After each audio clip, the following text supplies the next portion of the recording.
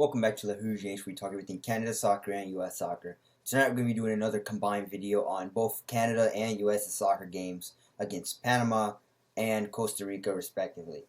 And this one is going to be another combined video because I was actually down with a friend at the sports bar. By the way, Real Sports here in Toronto was excellent. The Leafs were also playing too, so that's also why we went to check out the Leafs' first game against the Habs. I know Scotian Canadian was he's going to make a video about that, as well as Steve Dangle is going to make a video about the Leafs, but I'm here to talk about both Canada and U.S. soccer. But if you are interested in those two, I recommend go check them out. Funny content for both, but here we're going to talk about Canada and U.S. soccer, as the Leafs also did win, so there was another bonus as Canada won, the U.S. won, and the Leafs won. Good night overall. But without further ado, we're going to start with the U.S., and once again, just like the last video, I'm going to make a kind of timestamp in the video description, so if you are interested, you can click on, it will create the bars on the time area of the video. You can click to a specific area that you're interested in, and you could skip right into what you want to hear, whether it be your team or the stats in general, or even just the live standings, so you can skip to either one. That's going to be indicated in the description below. But without further ado, let's talk about the U.S. versus Costa Rica in Columbus, Ohio at the New Crew Stadium. Awesome stadium, by the way. Now, for these ones, for both including Canada, I'm not going to be able to give you detailed highlights, just the goals only, just for the sake of time as well. But I am going to start with the U.S. lineup here. And the U.S. actually started a new keeper, or someone we haven't seen in a while, Zach Steffen. He also did not travel. A few players did not travel with the team to Panama due to COVID restrictions. So instead, they flew right from Austin to Columbus. And here is Zach Steffen, the keeper, taking Turner's place, trying to give him a go since it's been a while. But I don't know how he really did. But the first goal I saw, I'll talk about that later. But after that, we got Serginho Dest, Tyler Adams, Anthony Robinson, Yunus Musa, Paul Arriola, Weston McKennie, Brendan Aronson, Miles Robinson, Chris Richards, and Ricardo Pepi. So I'm already seeing a much more better lineup than the one that was put out against Panama. And given that, I do know why Greg Berhalter put the lineup he did against Panama, because, trying to rotate legs and rotate players. So it is what it is, But good thing is they got the job done today, and it started off a little shaky. In the first minute, 60 seconds in, Costa Rica runs right down one of the U.S. wings and just crosses the ball into the box. Fuller's there to send it home, and I don't know if Zach Steffen just didn't see this one, or he's just slow to react, and it just trickles into the net. It's honestly not that much of a fast, type, difficult goal to save, honestly, if I'm Zach Steffen, but either way, it's 1-0 Costa Rica, and the USA is already off to a very, very slow start. But Zach Steffen, I don't know what happened there. I don't know if it was just he hasn't played in a while or what, because that ball seemed really savable, but who am I to judge? Then we go to the 25th minute where Serginho Dest just has a long strike, and this one just, not really a long strike, but one outside the top of the box, and that one just curls right into the top left corner. And there's nothing Navas can do about this. Kyler Navas, good goalkeeper for Costa Rica. He can't do anything about this one. As USA equalizes, Yanks, big goal for the Yanks here, as now it's one apiece. And finally, by the way, the US also scores their first half goal in a while. And that was one of the ones that everybody was judging them on. Was, when is the USA going to score a goal in the first half again, right? And finally they did it. I think the last time they did was against Canada in that Gold Cup in the 22nd in. But they did it again today against Costa Rica. And then in the 66th minute, we have Tim Weah, who just whips the ball across the net. This one takes a deflection off of Kyler Navas. I don't know if it's Kyler Navas or they changed the keeper. It sounds like it's a different keeper, as he gets changed. And this one just rolls right into the back of the net for an own goal. It's 2-1. The Yanks lead this one. And just really, really massive go-ahead goal here in Columbus for the Yanks. And, oh my, huge, massive, massive goal. And basically that's the end of that. The USA bounces back from a dreadful performance against Panama just absolutely abysmal. I don't even have to go into detail about that because we all know how the U.S. played in Panama. But they take all 3 points here in Columbus versus Los Ticos. And just what a way to bounce back, for the USA, especially going down a goal too, which I'm going to talk about in a bit. But right now we go to the stats here, and USA outshoots Jamaica 12-4. Costa Rica 12-4. 5 of those shots for the USA on target, while 3 of those for Costa Rica. Costa Rica looking lethal when they do shoot. Look at that, 75% accuracy. That's pretty lethal. 64% possession for the USA, 36% possession. That's once again shows that, I guess, once Costa Rica got the ball, they were pretty lethal with it, and they had their chances, despite not having the bulk of possession. 644 passes completed to 372 for Costa Rica. 86% pass accuracy to 75% pass accuracy. 10 fouls to 11. No yellow cards or red cards. 4 offside to 1, and 3 corners apiece. As I said, this one, just way to respond for the USA, way to bounce back, in multiple ways. A, the abysmal performance from Panama, and B, going down a goal just like Honduras, bouncing back and finding a way to grind out a result, this time at home. So, the goal, it's pretty good, overall. Just seeing them, get punched in the mouth and then just responding rather than kind of sulking and kind of putting their heads down. So it's really good to see them do that, and just really good to see them respond. Especially Greg Bohocher, the lineup he put out, much better lineup in my opinion than the one he played in Panama, and it ended up coming up with a 6-point window for this one for the Yanks. As now they, even with the live standings, I think Mexico's still playing, but either way, they're still gonna be in second place, while Canada is in third. So we're going to talk about that in detail, though. But good. I would say overall, if you ask me to assess the window for the USA, you have a good win against Jamaica, a poor loss against Panama, and then you have another good win against Costa Rica. Both home games you win, and you lose the one on the road. So overall, I say it's pretty good. At least you won 2 out of 3 games. You got 6 out of 9 possible points. Would it have been nice to at least get a tie or a win and get the all 9 or 7, especially since these are kind of the weaker opponents, quote unquote, since no opponent is really weak in qualifying. But given that you play Mexico and I think did they play Jamaica in the turnaround game or what? I'd have to check that, but I know for sure they got Mexico at home in Cincinnati next month in November. So Mexico's coming to town for the USA. But against these teams, you get the win against Jamaica, which was definitely, you needed that. Panama, you drop points. Pretty tough, but I don't know. We'll see if it'll come back to bite you in the butt. We'll see further down the road, but you do capitalize again on Costa Rica. So overall, not bad window. 6 out of 9 points. So I say overall, despite the of course Greg Berhalter's gonna face criticism for not picking up all 9 points, but keep in mind you did not have Pulisic, you did not have Reina, you didn't have most of your starters that you normally play. Given also that this was mostly a MLS heavy focused group, other than with a few exceptions, of course. But given that this is not your typical European based lineup, and the USA was able to pull 6 out of the 9 points, 2 wins.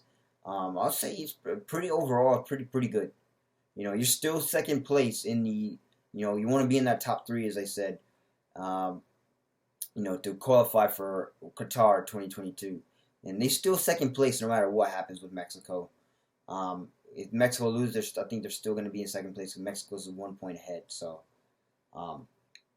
either way, second place is still really good. As I said, each window you want to be in that top 3 positions because that's what matters.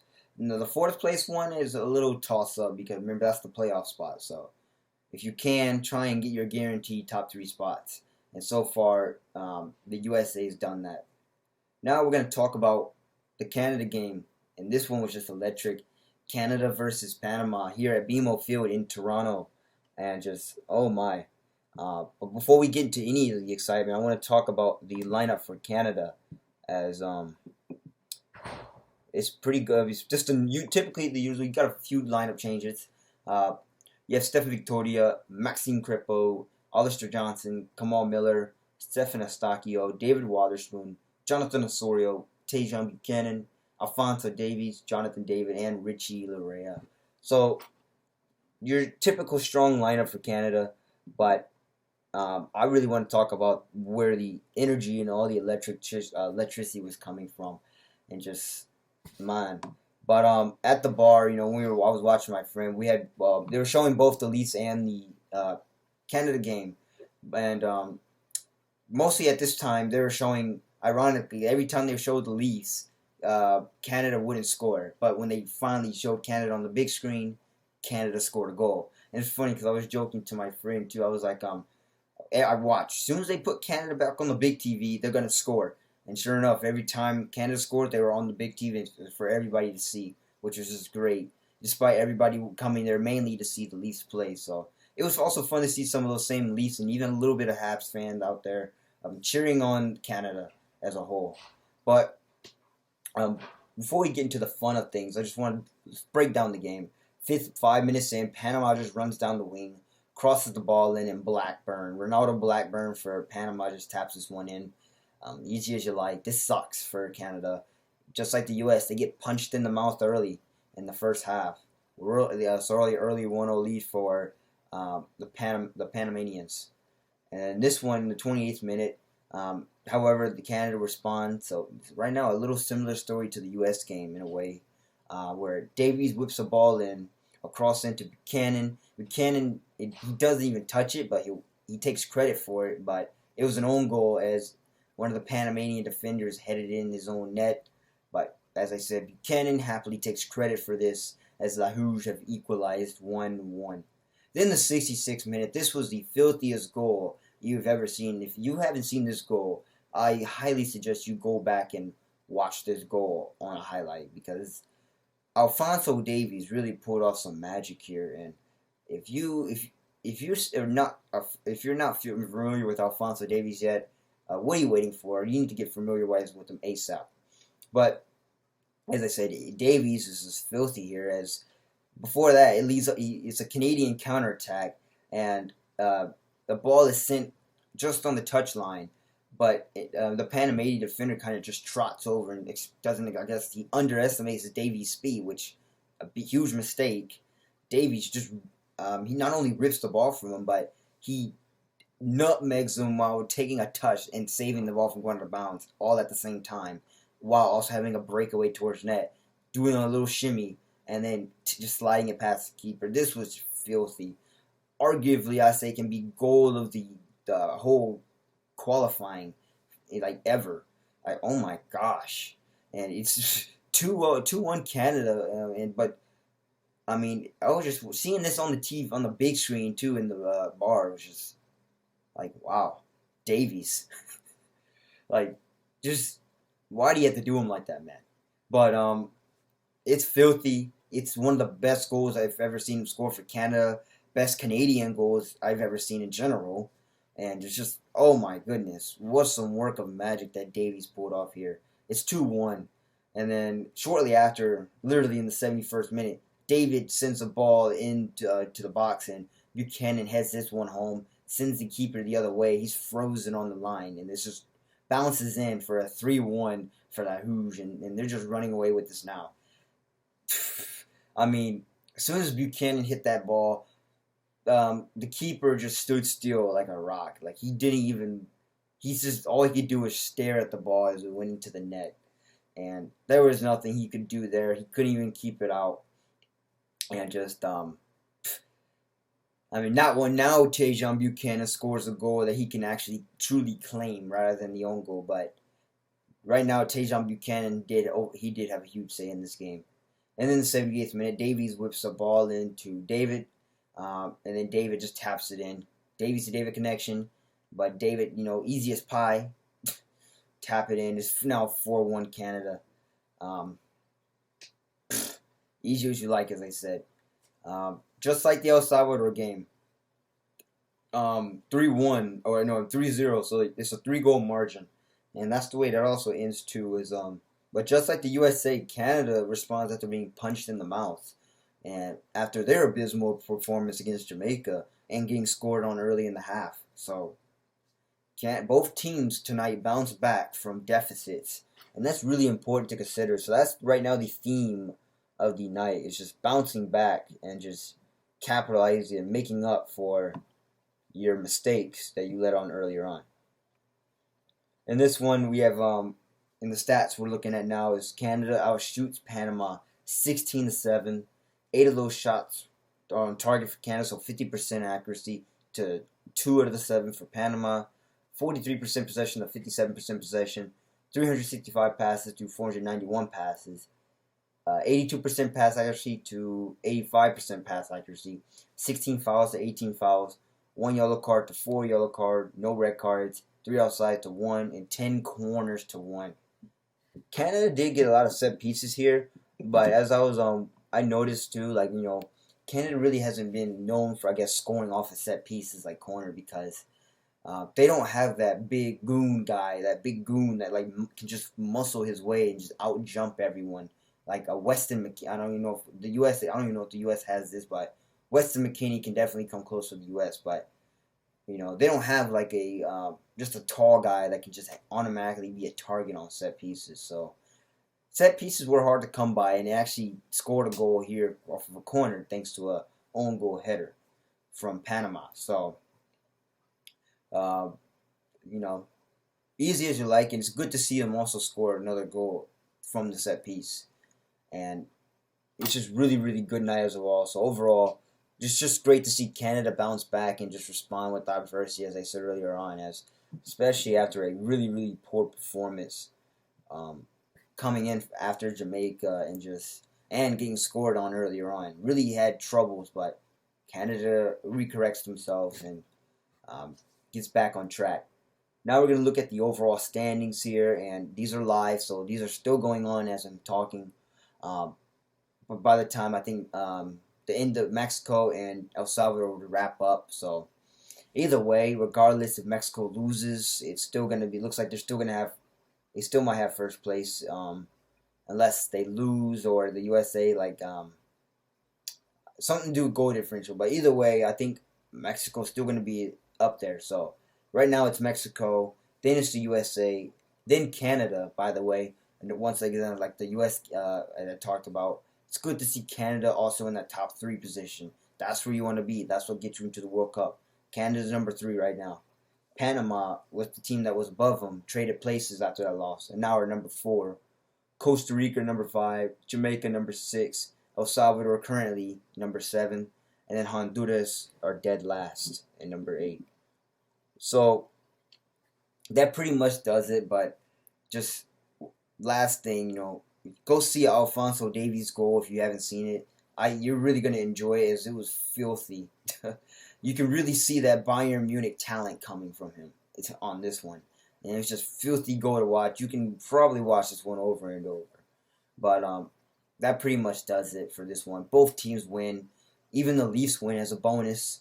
But most importantly, Canada and USA get wins, and they stay in the top 3 positions of the table, which are also important. So if you like this video, make sure you like it, share, subscribe, tell your friends about it, and also tell all your friends that Canada and the USA are still on track to qualify for the World Cup in 2022. And also, I'll see you guys not only in the next window, but there are a couple women's friendly coming up for Canada, so those will probably be the next ones, as well as the USA women's too. So next up, we're going to have women's friendly recaps, but in terms of men's soccer and men's highlight, that might be it for a while. But I'll see you guys later this month for the women's friendlies.